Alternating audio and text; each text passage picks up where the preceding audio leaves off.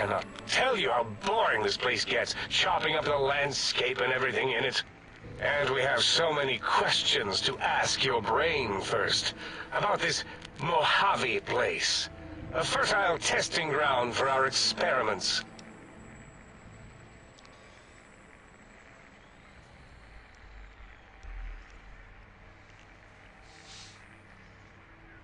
Okay.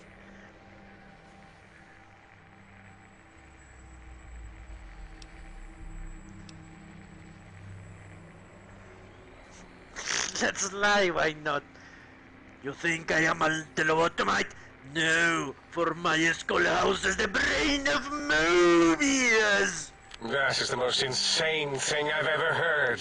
There's no way Mobius would condescend to step inside you. What if they want to Besides, kill me? there's no way such a thing could be accomplished. It's unpossible.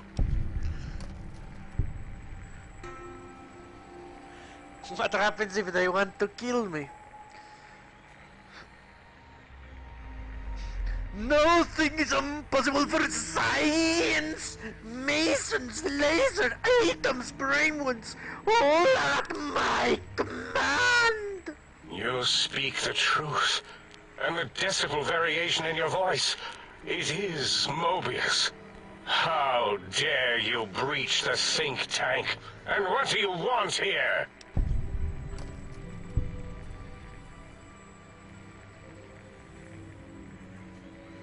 I think he's going to try and kill me. I offer a deal! Stay here, stay put, and we'll let you leave! That's no deal at all. There's a whole world beyond the crater, filled with ideas and possibilities. We could have escaped, seen it all for ourselves, tested it, prodded at it, made it squirm.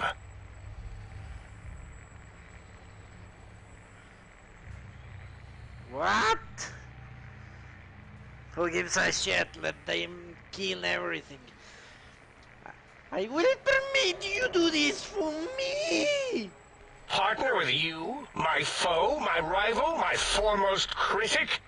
I have a strange sensation that I would like that. How odd.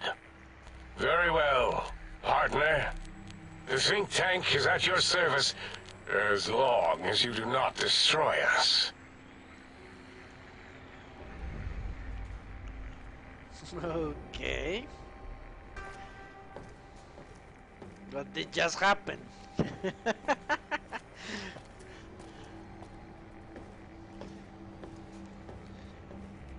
Yeah, now you say Mobius, well, whatever. I just betrayed someone, that's for sure.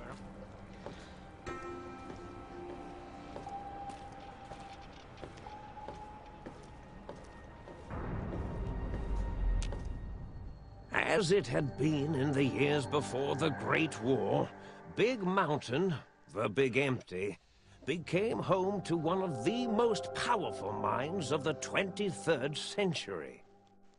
The courier who had been brought to the Big Empty became its new overlord, using its facilities ruthlessly and decisively when needed. Sometimes, science is more than a quest for discovery. It is a weapon to be used in the service of one with the strength to understand it. The Sync Central Intelligence Unit was impressed by the amount of exploration the courier had undertaken. Facilities believed lost, destroyed, or ones that had simply gotten up and walked to new locations had been rediscovered by its intrepid new master. Internally, the artificial personality debated as to whether it preferred the old management to the new, and concluded that the courier's thorough approach to research and investigation was admirable and worthy of its respect. Dr. Mobius continued his research undisturbed in the Forbidden Zone. As much as he had attempted to create better scorpions, he tried the same with humanity, with considerably less success. These failures didn't bother him overmuch. Once the rush of mentats wore off, he forgot he had failed in any event. After all, the bright young mind who had come to visit him in the Forbidden Zone had already exceeded his expectations. The sink atop the dome bustled with the voices of a small town, constantly chirping, arguing, and snarling at each other. Still, this all happened productively in the interests of its new owner.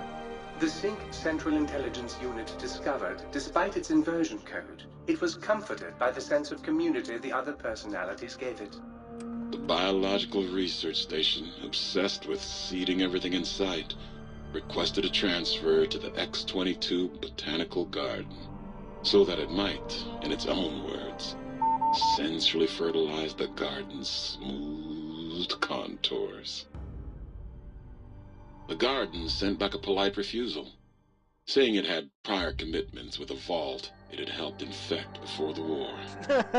The book chute continued to devour all seditious materials until it nearly choked on a paperclip. It adamantly maintained it was a Chinese paperclip, and the whole thing had been an elaborately orchestrated assassination attempt. Whatever the reason, it slowed down for a while, carefully appraising each document and clipboard that came to it. The thing continued to ruthlessly scrub any particulate matter that came near it. Eventually, it gained access to the magneto-hydraulics plant and nearly flooded all the Big Empty in an attempt to scrub the crater clean. Once it learned of the innovative toxins plant, however, it gained new purpose. It sought to develop antitoxins to flush into its drains and counteract the poisons bleeding into the soil.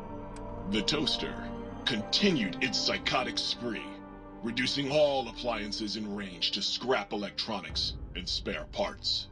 It learned several new murderous techniques from the courier and built a blood shrine to itself in the cuckoo's nest. The cave floor was soon filled with the horror of 100 gutted toasters. A silent, grisly, unplugged audience. Their purpose? To toast bread. Unfulfilled. Blind-eye old Jefferson eventually discovered a new sound. Silence. It only made him more filled with the blues than before. As the courier ran through the X-8 facility multiple times, the computers analyzed the test subject's movements. Rather than performing a superficial observation, they realized the subject barely knew what communism was, or even what a high school was. This confused them for a time, until the facility finally realized that its research had succeeded. So it let its cyber dogs out into the wastes to help protect small communities from physical aggression rather than communist propaganda. The infiltration program in X-13 felt spent, having repeatedly upgraded the stealth suit until it could upgrade it no more. It felt warm, fulfilled, and a bit sluggish. It realized not long after, the stealth suit had left it, without so much as a note on the nightstand. So the infiltration program sent out robo-brains into the wastes, looking for its wayward technology. It eventually found Repcon HQ and set up a new research center, testing and murdering fiends who kept breaking into the facility. The courier, organs intact, continued onwards, a little less heavy of step, but with all the organs in the right places, as they should be. After all, brains can develop a life of their own when left to their own thoughts, and the courier's brain was more clever than most.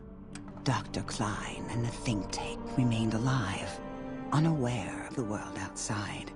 They looped through their daily routine, none the wiser about the world beyond, although perhaps wiser was the wrong word.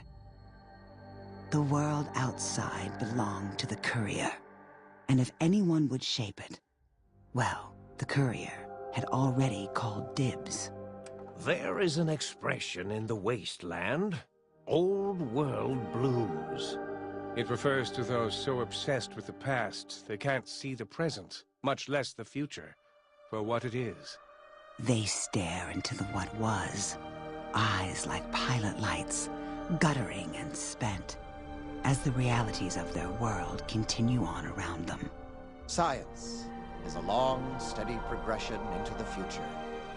What may seem a sudden event often isn't felt for years, even centuries to come. The Big Empty lived up to its name. A hollow crater of failures of a past era. A last, sad statement of the old world. And under my In the time control! following the Second Battle of Hoover Dam, Old World Blues became more than a catchphrase. It became a reality, a withering form of nostalgia for times long past. It can be easy to see science as evil, technology unchecked as the source of all ills, all misfortunes. With the courier at the helm, it was all this and more. Old world blues, new world misery. The two became one in the courier's shadow. As it should We could say be. more, but the stories in the Big Empty speak for themselves. Now armed with the transportal ponder, the courier could return to the dome at any time and crack open the secrets of the Big Empty one by one. The sink sat vigilant, waiting for its master to return, shoes covered in Mojave dust. Only one road yet remained, and it was one the courier had to walk alone. As with every fucking DLC.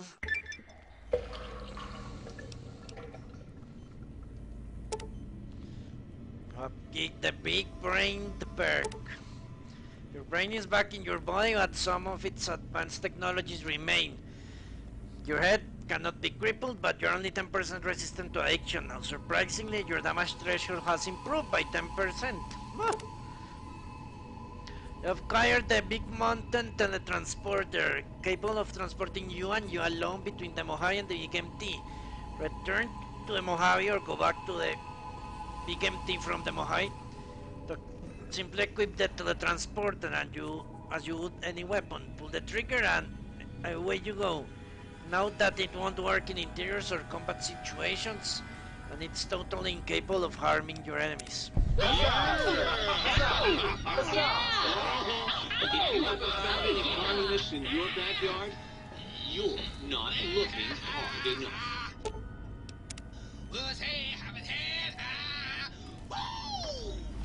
Okay. Let's get out of here and never come back. How is it called? The teletrans... What? Is it a weapon? They say it was a weapon.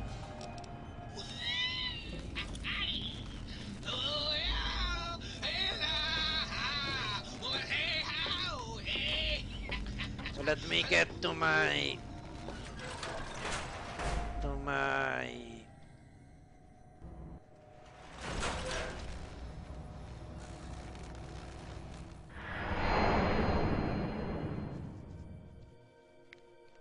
My what?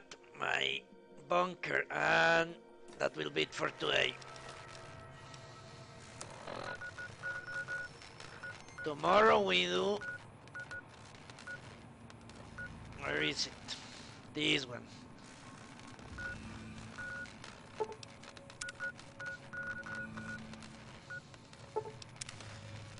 The Sierra Madre DLC.